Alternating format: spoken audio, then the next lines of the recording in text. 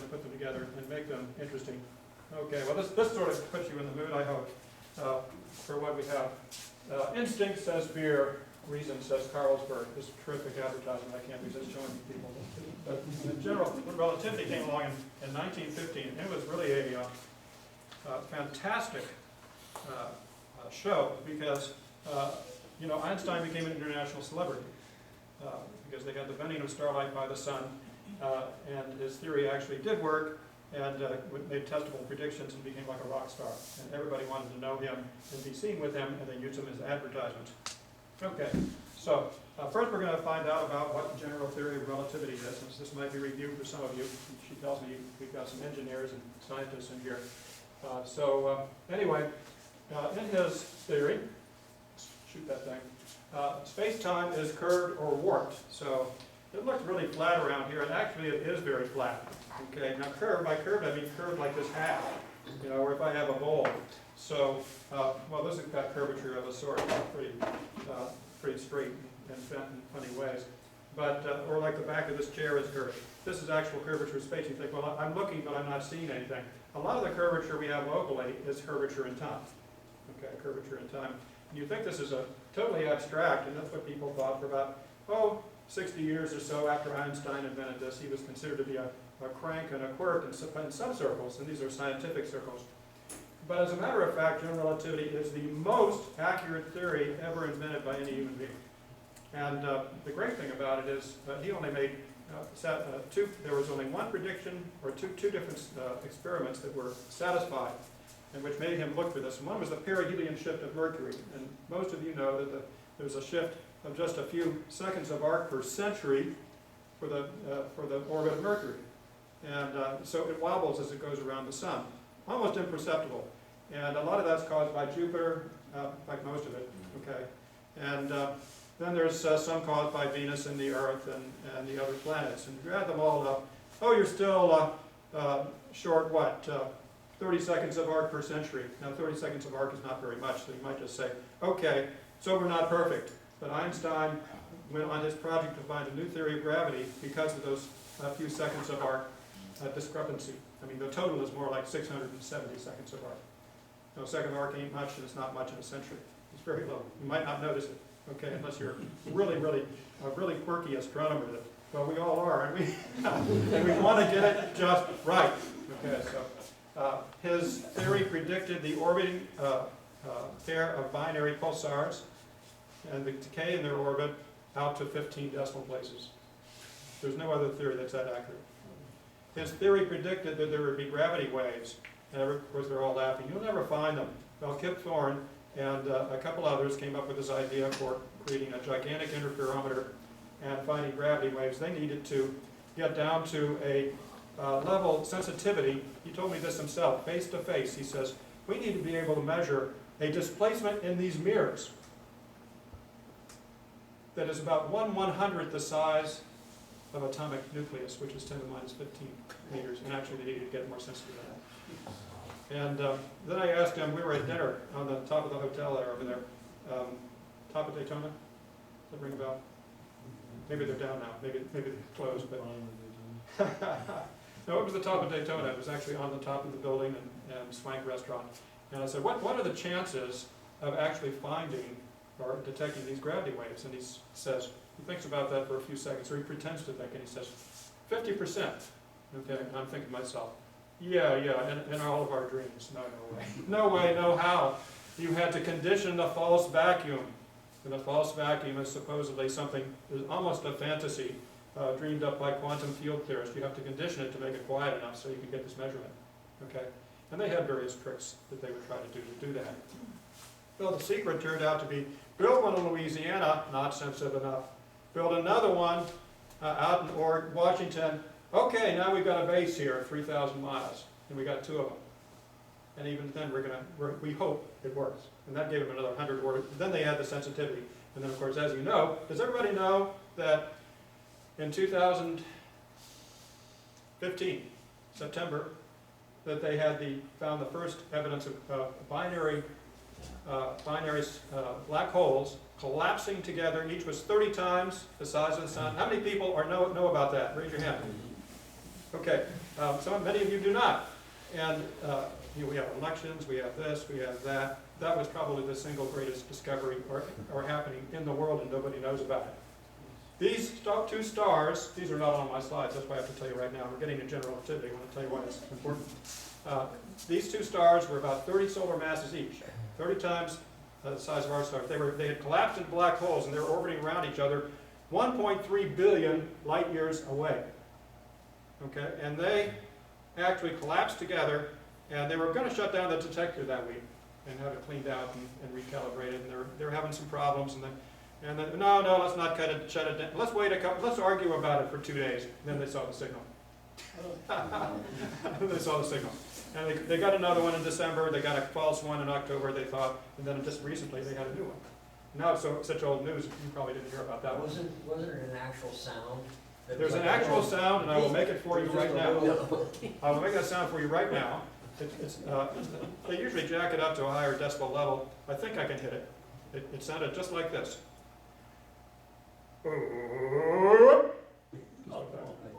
You can actually hear it. Now, why does it make a sound? It's in space. Don't we know that in space they can't hear you scream? You heard that? It vibrates your atmosphere. It does it because of course, what does gravity do? It makes us go down, but it hits us to the earth, but also if there's some bad event, it makes vibrations, doesn't it? And then there are vibrations in the gravity wave.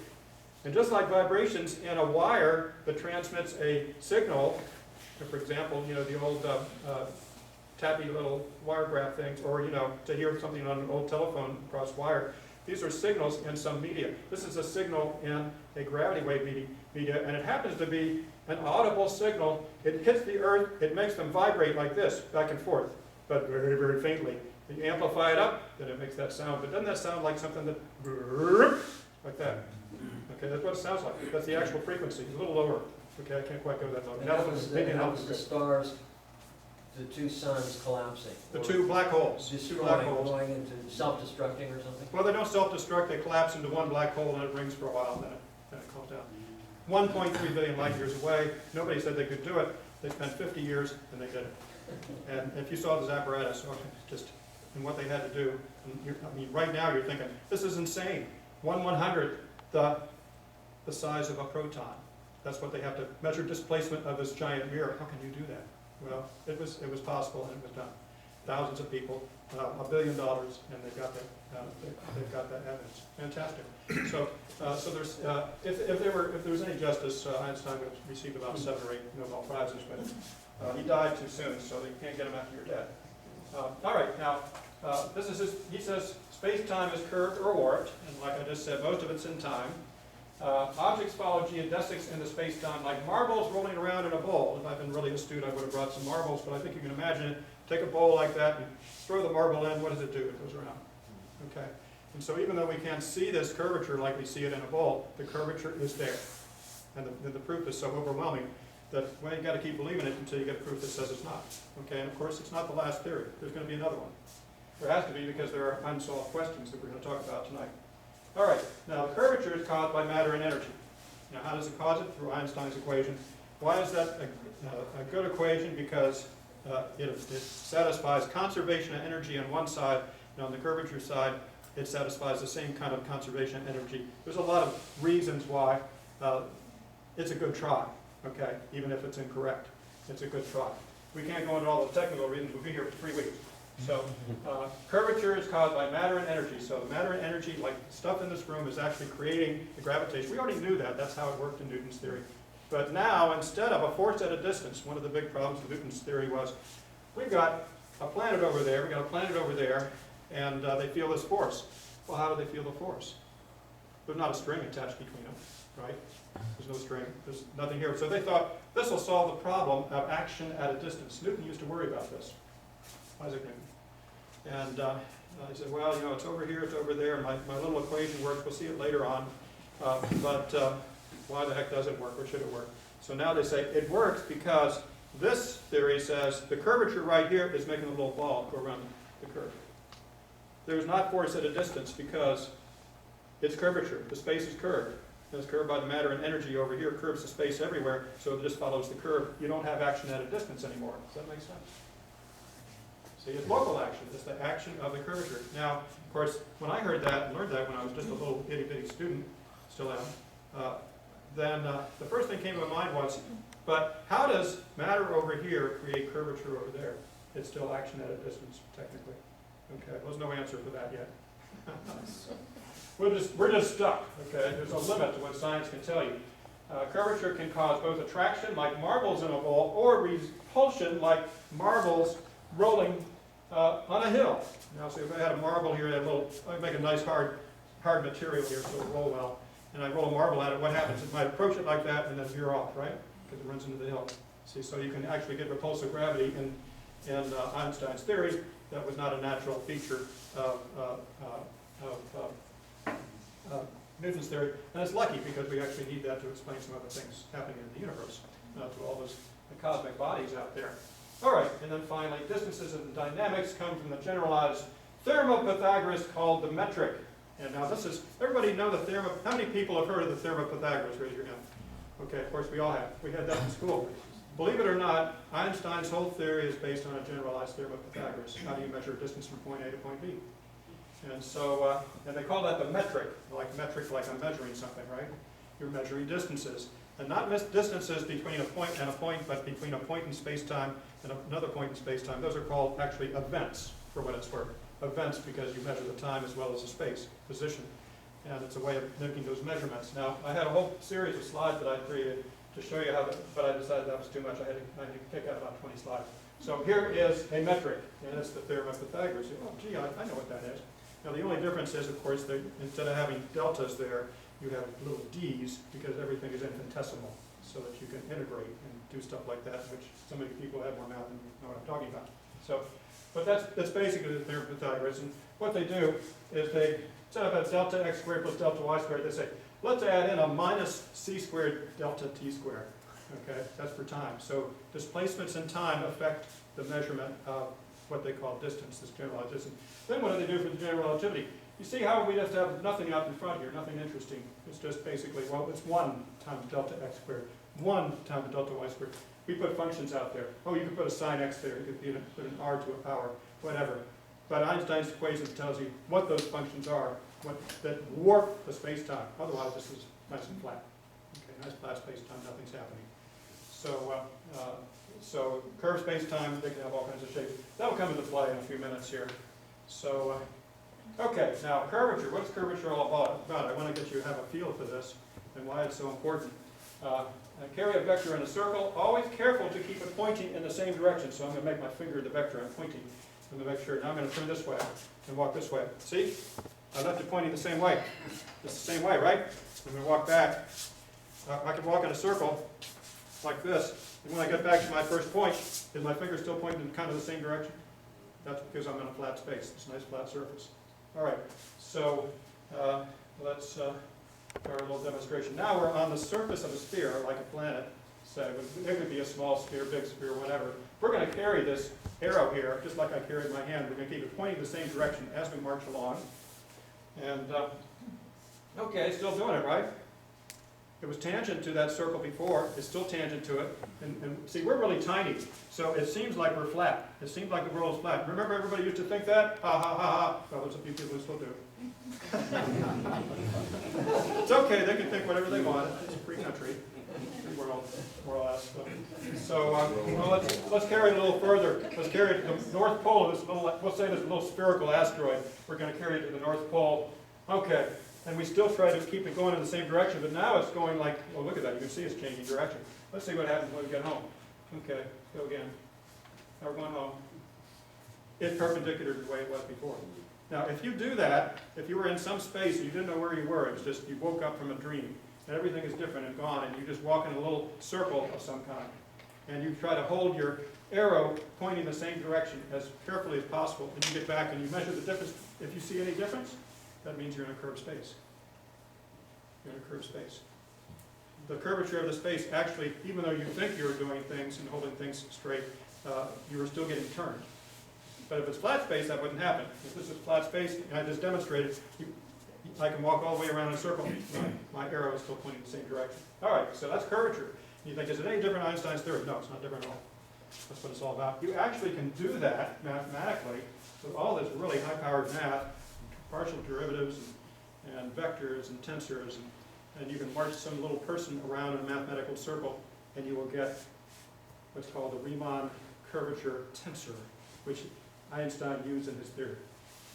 Everything will come out, oh, I got these terrible symbols. Well, what does it all mean? Well, it's what Einstein used. And it was from somebody walking around in a circle just in your imagination and seeing mathematically what would happen to it if you were on a curved surface. Okay, so let's go to the next one. So, relationship is Einstein's equation, and here it is, without any equations or symbols. Average curvature equals the matter and energy in the space-time, actually energy densities and pressures. Okay, energy densities and pressures. And all of these cause attraction. However, tension, like a rubber band with tension, actually technically would cause repulsion. I remember I explained this to some guy. He was an optometrist, chief of Visticon in Jacksonville, and we were having dinner, and he was saying, so if I take enough rubber bands and I stretch them like this, I'll be able to get a little bit of repulsive gravity. And I said, well, it'll take more than a lot of double rubber bands, and they would have to be indestructible, because you would, the kind of tension we're talking about is like, 10 quadrillion or 100 quadrillion or more than that pounds of force. Okay, pounds of force. And then maybe you'll see a little bit. Okay, so you don't get these tensions ordinarily. You might get them on a scale of the universe. And we'll talk about that more in just a moment. Okay, now when you solve his equation, you will get the metric, which is the theorem of Pythagoras. So very simple. That's all we want to get. And then that metric, you use that to calculate everything. Every strange thing that ever happened in space-time, it's all from getting that metric for that space-time and then applying it to your problem. See, so theorem of Pythagoras, so easy, everyone can do it. Be a little bit stubborn, but you can do it. Okay, here's one of his big experiments that he, the one that made him famous and made him a rock star was, everybody see over there? You see why I'm not blocking you? And this is a nice picture I just found and grabbed somewhere and put on here. And we've got a couple of stars, and as they go by something like the sun that's very massive, then it will actually change direction. You see, it'll bend the light. So this is like the original. This is where the star actually is. But when we observe it during an eclipse, and I understand you're all going to an eclipse soon, then you'll think, uh-oh, look at that. It's in the wrong position. That's not two stars. You see, that's actually one star. But during the eclipse, now why can't you see it when there is not an eclipse? It's too bright. Okay, it's too bright. You can't even block it out. It's just going to be washed out. So you have to wait for an eclipse. That does a good job of blocking the sun, because by serendipity, they're almost the same size, angular size in the sky. And you can then observe. Stars will come out, you observe the position. And Sir Eddington was one of the scientists. Anybody heard of Sir Eddington? Yeah, a few of you. Most people have not. I remember reading he had, around this time he wrote a book on relativity, and he also went on this expedition. It was fraught with peril. They were like in Africa somewhere, and it was a cloudy day.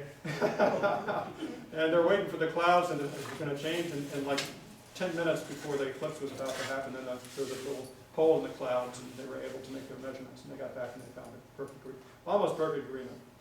Okay, it was within the error bars at least. So, so this is actual observation, and they've actually observed this. I read a paper recently by Oswald, who's the chair of our department over there at Embry-Riddle. You're all welcome to come to these public. So long, it's a 3-hour drive. You're all welcome to come to these public events where they let you use the look through the telescope and have a lecture. And I'll send information to Shirley. She can just alert people when it's happening. Usually the first Friday of the month, every month starting in about, I think, September or October, through about April. All right, so I just read a paper where they were actually measuring this for some other star, okay, like going by some other star, and which was helpful. So astronomers are always getting great ideas to test Einstein's theory, and the amazing thing is they keep working. All right, let's go to the next one. Okay, so now here's another experimental prediction of Einstein, and that is also important to astronomy. Very important, more important than the bending of light by the sun. That's important too. but has been used in astronomy for various purposes. But gravitational redshift is especially useful for cosmological. But you can see what's happening here. Here's like a normal redshift here, and you see there's certain lines. You can find certain lines due to certain elements in the stars, which you all know about, and you will find they're not in the right position. And they are not in the right position because they have lost energy in going from there to here because of gravity. So we lose energy when we go uphill. So we're marching uphill and we're tired out, right? We're tired out because we're losing energy. The starlight coming from the star loses energy because it has to climb out of the gravity field. Now, you think, how can it lose energy? Because it always travels the speed of light according to Einstein's work in special relativity, he called it, in fast, quickly moving objects. How can it lose energy? Well, it loses energy by changing color and being a less energetic color. Violet light is very energetic. Red light is okay, and then radio waves are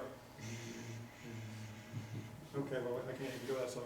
Okay, so that's where they have their energy, is in the number of cycles per second they go through. They're going through like a electromagnetic fields are. Well, I used to be able to do this. Let's see if I'm drunk or not. Let's see. Okay, whoops. I can't do it anymore.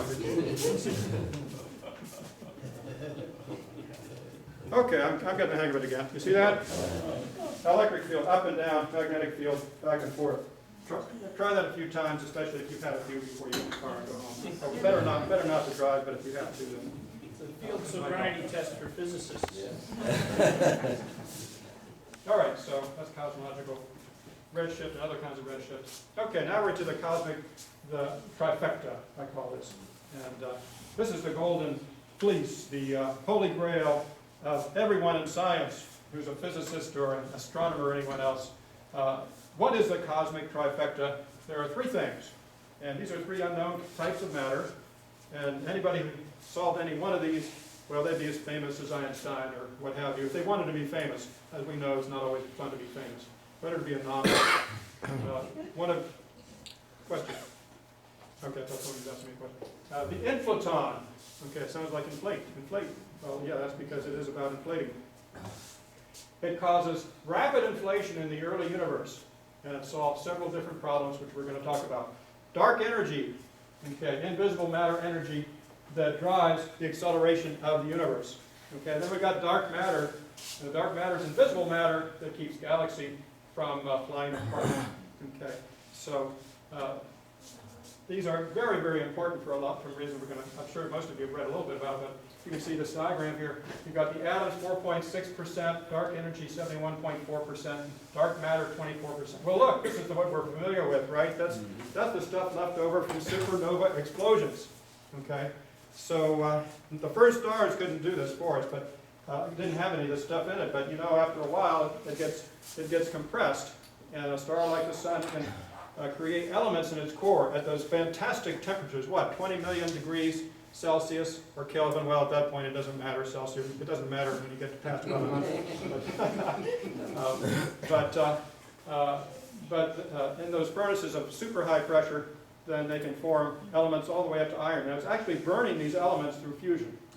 Okay, so when it runs out of hydrogen in the core, then it has to start burning helium. And when it runs out of helium, it starts burning, I don't know what's next, starts making, what is it?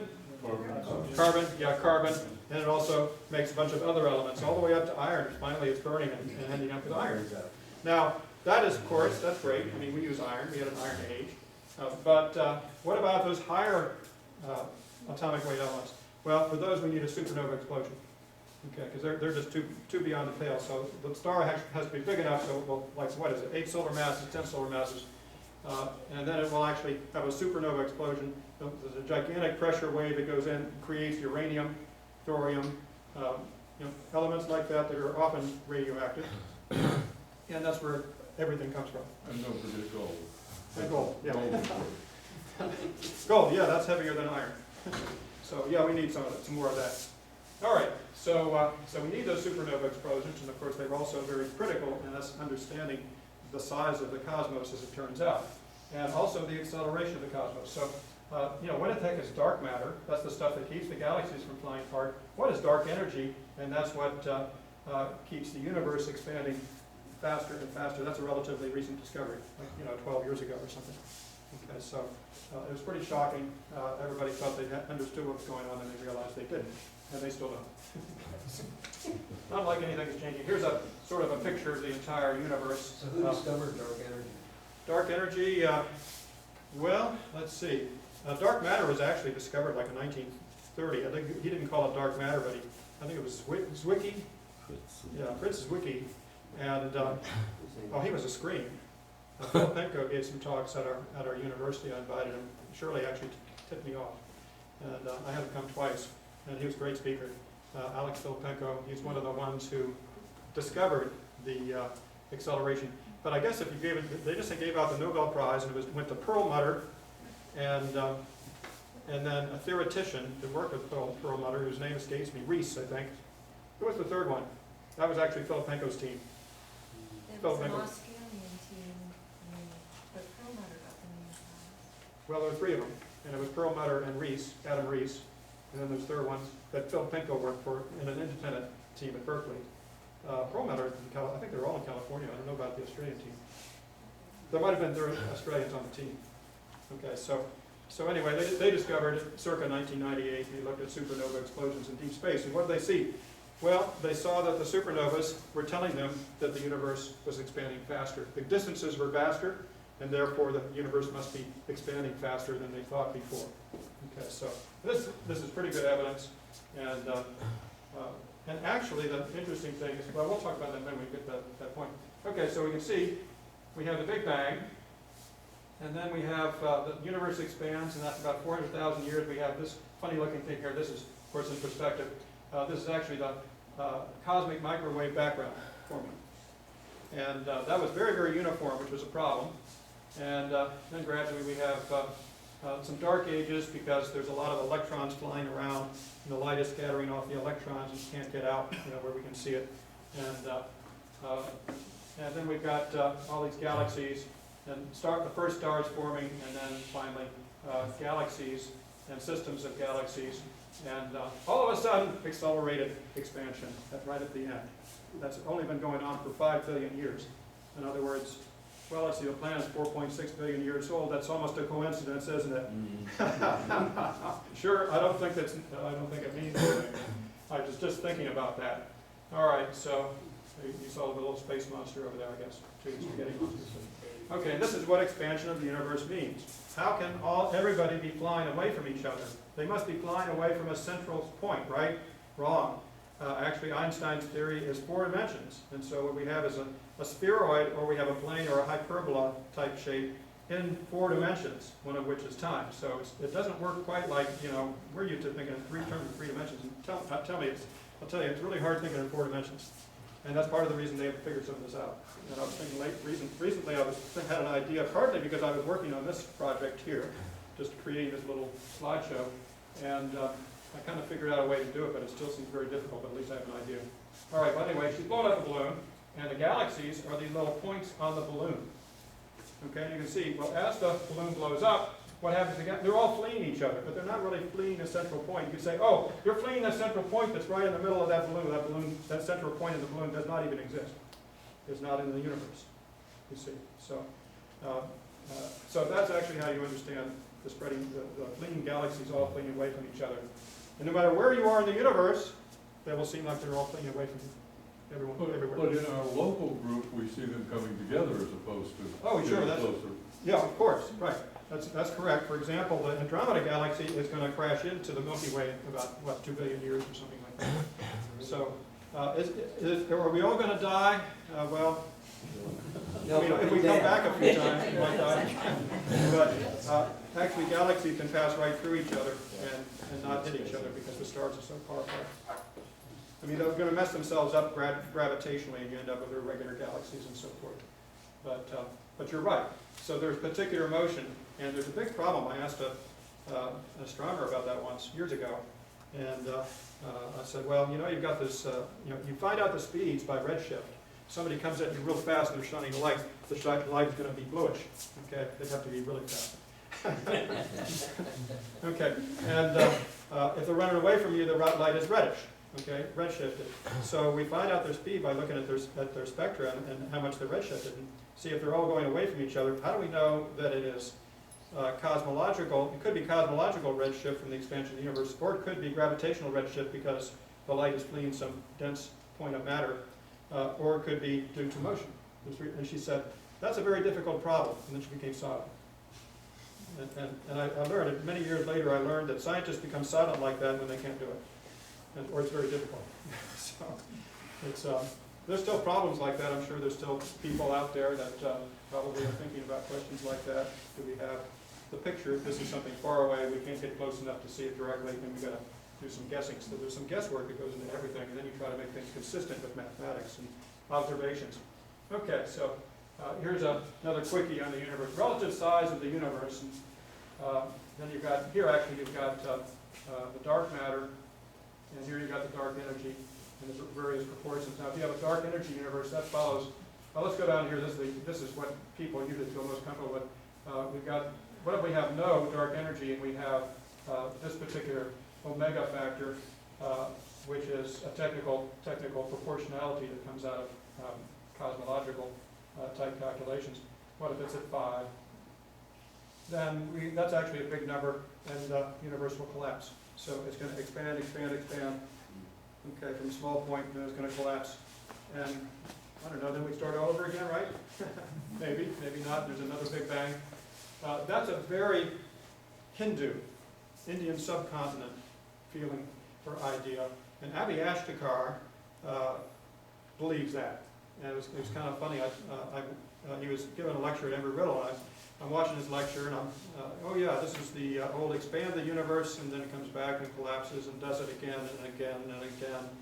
And I said to him afterwards, well, you know, I was reading this ancient Buddhist text, translated from the ancient Pali language, which is a dead language, and Buddha said exactly the same thing.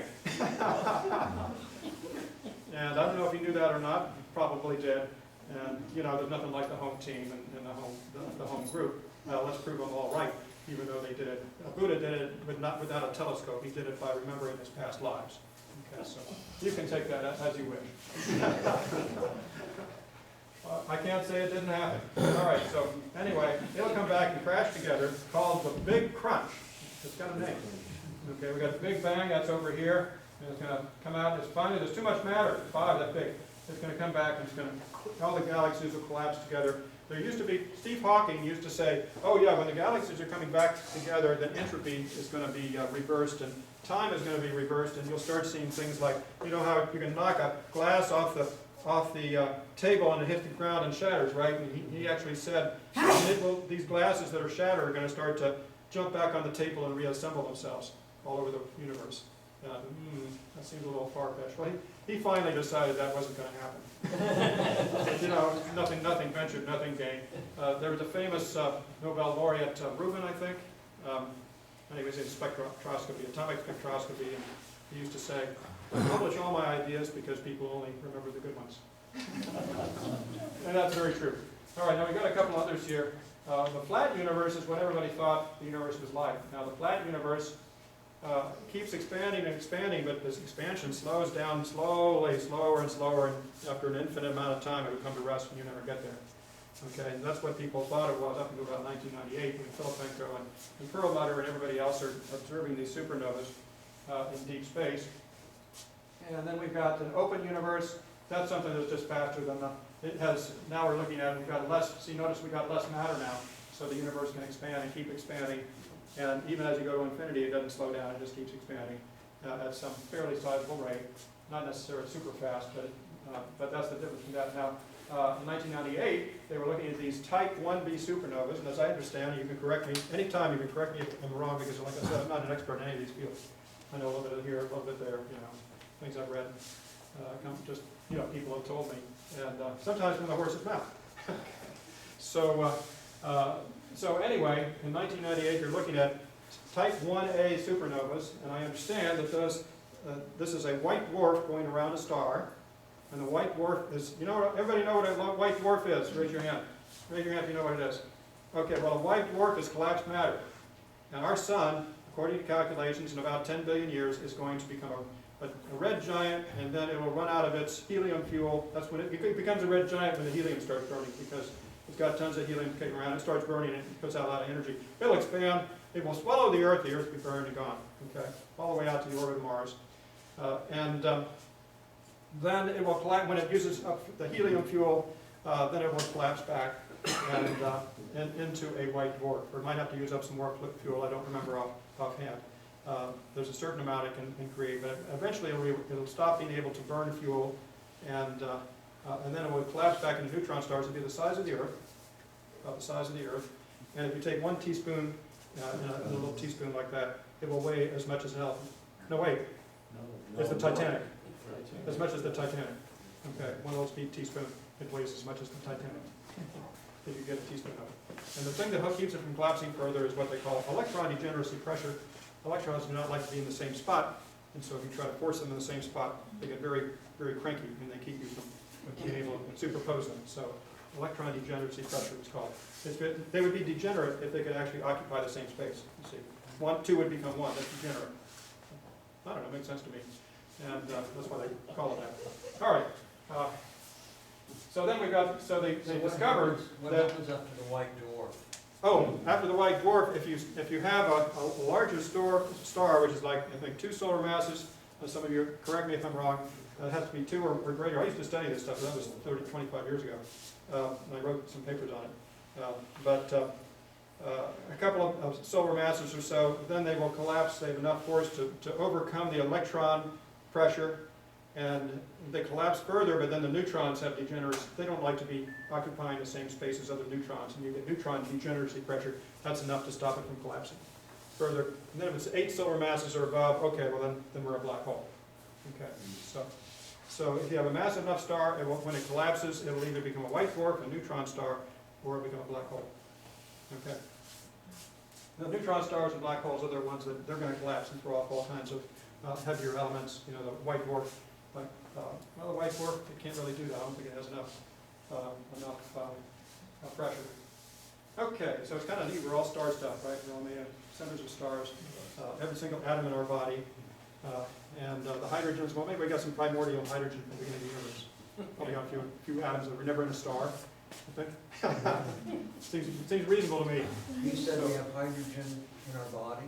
Oh, sure, we got loads of it. From the primordial universe? Probably, yeah. From the beginning? We could probably calculate what it might take me a while, but I could probably figure out a way to calculate how much hydrogen went into the stars and how much just floated free and never got trapped by a star. You got cycled through a star. Primordial hydrogen. In some sense, I guess all the hydrogen is primordial. I guess. So,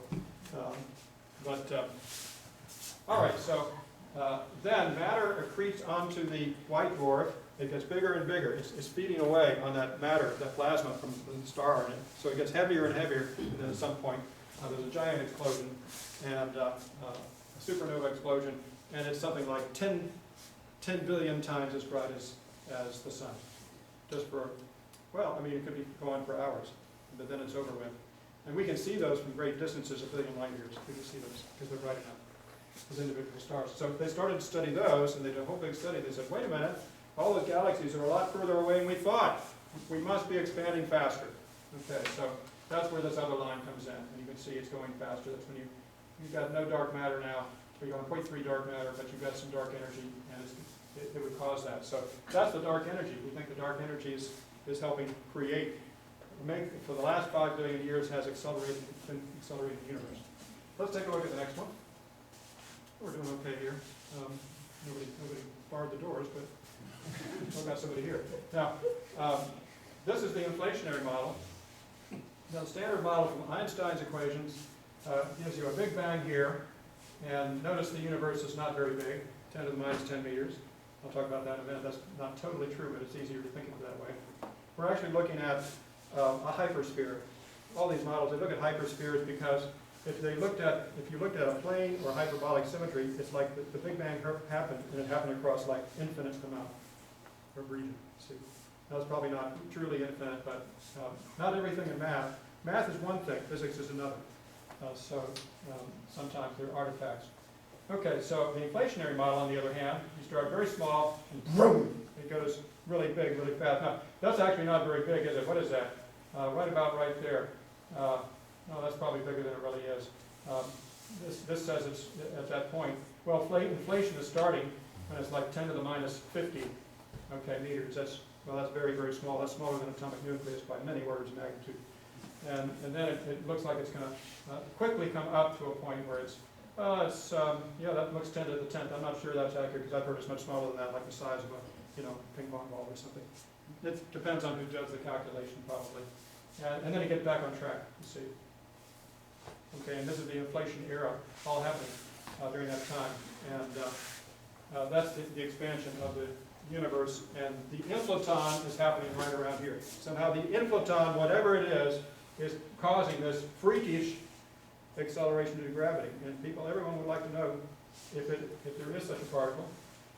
And if there's not such a particle, it could also be the geometry of space-time. Maybe it's just different. Okay, those are the two things. Is it geometry? Is it actual material particle? Okay. So the inflaton. Now we're going to talk about the one mystery of the universe, and if any of you can solve it, then just please let me know, and I'll share it more. Unknown material that creates a powerful repulsive gravitational force. Now remember, Einstein's theory could have, you've got a little hill here, and the barbell goes up here and repels away, So we can explain that somehow. It decays into normal matter as the universe expands. Okay, it decays into normal matter as the universe expands, which is the 4%. Remember that little tiny percent that we're made out of? That's the normal matter. It creates pocket universes, and so according to the inflationary theory, we're in a pocket universe right now. It's pretty expansive. It's what, 2 trillion galaxies and about 30 trillion light years across. Yeah, that's a pocket galaxy. It's a pocket universe. It's very small. Relatively speaking, there could be much bigger ones. How many pocket universes does it supposedly make? Well, they could be as big or bigger than our universe of 1 trillion galaxies or more. Millions. You look at those deep space photographs. You ever look at those? I was so impressed when I first saw one of those. And I would read the caption. Here's just a deep space photograph. What are those little points of colored light out there? And there are thousands of them in the picture. What are they? Just as big as our own, with 400 billion stars you can see, and probably another trillion you can't see. So, all right. So we have millions of universes create the multiverse. So that's the real hot word now. It's been for some time. The multiverse. We don't have just one universe. We have many universes. You see, because it starts expanding. If you look at the previous slide, it starts expanding here. But you can think, well, it's getting bigger, but maybe it's going to cool off a little bit here, and we'll make a pocket universe. We've still got some dark energy over here. And it's still expanding, causing expansion of this region. Well, then it starts to cool, creates another universe there, another universe there, another universe there. Okay. And this is all still based on redshift for distances, correct? this has caused, As far we're as actually talking about the beginning of the distances, universe here. As far as distances, this is all based on the redshift. Well, redshifts come in, but the evidence for inflation is actually based on this right here, these arguments right here. You see, these are theories. But the overall distances that start out for this theory are based on the redshift of distances, right? I mean, that's how initially they came No, I up. don't think so. They can't see stuff that happened back that far. No. Not when the universe is like, the size of, a marble. When they start seeing things is actually after the 400,000 years afterwards, when we get the cosmic microwave back radiation. That's the first thing they see of the universe. But you said supernovas started thinking along this path. Oh yeah, I'm kind of mixing the dark energy and the inflaton because they're very similar, as you see.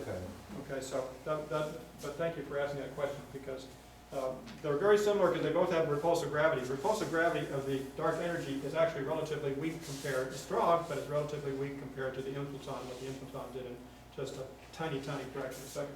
Now, here's why they want inflation. This is why Alan Guth decided inflation was such a great thing. Because the universe is too smooth. Okay, well, here we look at this picture here. I found a picture of a deep space photograph. Pretty smooth, right? Uniform. Now, if you look at our level, the galaxy was obviously clumpy. We look in this room. Oh, there's a clump there, a clump there. We have a bunch of clumps. If we look in the local, oh, there's a planet, there's a star. Oh, the stars are in this clumpy kind of state. But if you look at it in deep space, oh, then you say, oh, there's systems of galaxies. But there are voids. That doesn't matter. You've got to look deeper. So if you go all the way as deep as you can, it gets more and more uniform, so it starts to look the same everywhere. Why is it so smooth? Why is that? Because you think there's a problem with it being smooth, because when the Big Bang happens, we have matter traveling apart from each other at speeds that are greater than the speed of light. Now you think that violates the law of the speed of light, right? No, it doesn't, because they're separate pieces. They're separate pieces. This one is going, 0.99 c, and this one's going 0.99 c the other way. When you put that together, it's almost 2 times the speed of light.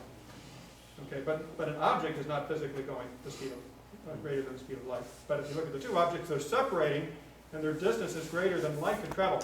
Why does light have to travel from one to the other? Well, this is like a giant primordial soup. A soup can have a cold spot and it can have a hot spot, right? But if you let it sit for a while, then it all comes to the same temperature. Now, if you have parts of your soup that are traveling greater than the speed of light away from each other, they can't communicate, they can't transfer energy and come to the same temperature anymore. So we should be seeing, oh, it's hot there, it's cold there, it's hot there, it's cold there. And for many years, in the cosmic microwave background, until this guy named George Smoot came along and his team and Kobe team, they found there were actually little problems in the microwave background. Microwave background, the temperature of deep space in the universe about 2.7 K, which is, that's 3 degrees above absolute zero. Okay, so very cold. We can reach temperatures like that in the laboratory, of course. In fact, it's like, 1/10,000th of a degree away from absolute zero. But we can't get to absolute zero. So it's pretty chilly. But all that temperature there, that background of microwave background, is a relic of the Big Bang. And it tells us it's supposed to be very smooth. But Smoot, he made very, very fine measurements, he and his team, using the Kobe apparatus telescope in space. And he found out that there were little irregularities here and there. Okay, but in any case, it's still too smooth, and we got to explain why it's too smooth. Now, how do we have the inflaton? The universe here is this tiny little thing, and now is not far apart, and they can communicate with each other. And then it goes through sudden expansion. It doesn't have time to do any further changing, so it communicates early, and then it expands very rapidly. So then everything is the same because it had a chance to come to equilibrium, temperature-type equilibrium, really, really early on. And if it had gone a lot more slowly, then that doesn't happen. Okay, in certain ways. So it's sort of like a timing problem. Now, here's another funny one. Too many magnetic monopoles, and we have a picture of one here. This is a proton here. And the magnetic monopoles don't really have eyes, and people don't even know if they exist. They've done experiments, plenty of experiments, trying to find magnetic monopoles. Now, without inflation, how many magnetic monopoles would be in this room, according to calculations? 0. 0. Oh, without inflation? Actually, without inflation, there would be, I think it was 350,000 per cubic centimeter. Okay. Now, that would be a problem because they eat regular matter. If they come in contact with you, they actually will disintegrate your hydrogens and any other parts of you. Now, this is all stuff that they invented, studying quantum field theory and applying it to quantum mechanics, applying it to the early universe.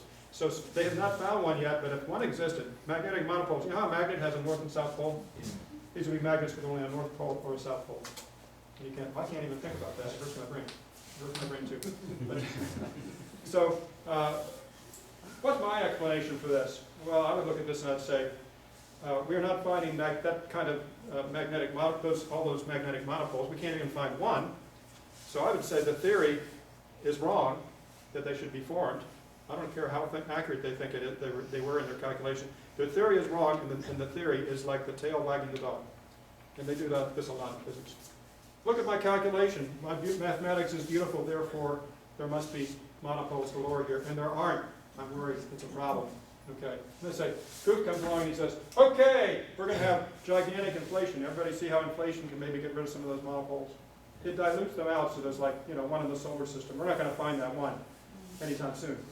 Okay, so it solved the monopole problem for the people who believed that the standard model of particle physics was correct at all levels. Okay, so it solved that problem. And it's been that particle theory has been tested to high precision, and it seems to work really well. I mean, it's been tested for 50 years in the cyclotrons, thousands of times, millions of times a day for 50 years. And it keeps working.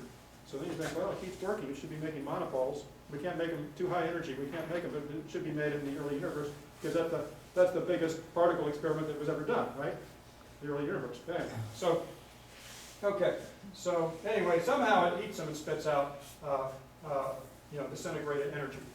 Okay, if we could find it, it would be great. We'd probably harness them to create tons of energy and solve all the energy problems. Nice clean energy. If they got loose, that would be, that would sort of multiply. Okay, nice disaster scenario. They can put it on TV. Everybody believe it. You get worried. All right, too flat. This universe is too flat. Now this is pretty strange because it is very flat, and we were talking about the flat universe before, and it actually was flat for a very long time. Now it's starting to accelerate last 5 billion years, okay, but it was flat for a very long time. It's so close to totally flat. And what do I mean by flat? It's actually the geometry of the underlying universe. And there are 3 different geometries, which I mentioned before. You've got like a spheroidal geometry, you've got a hyperbolic geometry. It is so close, the universe is so close to having an overall flat geometry, it's like, who ordered that? How could we make it so perfect? Okay, well, it's just not normal. Okay, you think, well, it could be anything, right? Yeah, it could be anything, but somehow it's like so close to perfectly flat. We're talking about, if one is perfectly flat, the way they create the number, and it's like 1 plus or minus, 10 to the minus 60 or something crazy like that. Very, very close to totally, completely flat. And I think, no way, no how. We've got a very explosive process. It should not be flat. Maybe close to flat, but how could it be so close to, that close to flat? Out there 30 or 40 decimal places. Okay, well, so they worry about that. Now the inflation fixes that because it's exponential inflation of, you notice it was gigantic. It went from tiny, tiny, tiny to, now it's the size of a baseball in no time at all. That's huge. And so they said, okay, it expanded so quickly, it made the universe look flat. Okay, and you can see that. Now if you're on a small ball, notice the small ball, you go around the ball, it's kind of a tight twist around the ball. Now I've got a big ball. You go around, it looked kind of more flat. Now I'm in the earth. Okay, instead of a ball, I have the earth, it looks kind of flat to me. And a lot of people believe that and still do. We talked about that. Stop believing it. You guys don't believe it. You're astronomers. You know better. But there are people that still believe. Now here's a little artist pictorial of the multiverse. So it's bubbling. These are entire universes they're bubbling in as the multiverse expands and creating more and more different universes. And how many of them are there? Millions and millions and millions. How many, they've calculated, how many different universes can you have according to string theorists who think matter is tiny little pieces of string, a theory that has not gone away despite my fondest wishes for 40 years. It's starting to fade now because, after a while you have no results or anything, predictions or verifications, you start to think, maybe it's time to try something else. All right, maybe it's time. And even the string theorists, I think, are getting a little tired of not having anything to show for all their hard work and their fantasy creations, which they don't even have. You know how I said it? There's an Einstein equation. There's not even a string equation.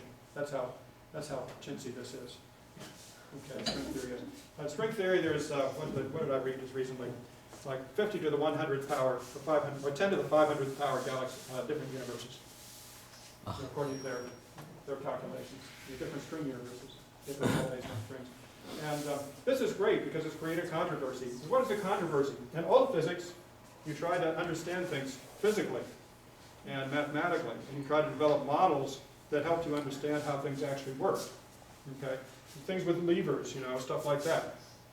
And then on the atomic scale, even you had spectra, and you looked at the spectra and tried to understand what was happening inside the atom. And you have little solar system models that Bohr came up with that worked so well.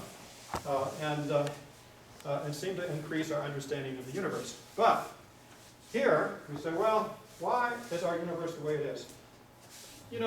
There's 10 to the 500 of the universes, and we happen to be in the one that supports human life.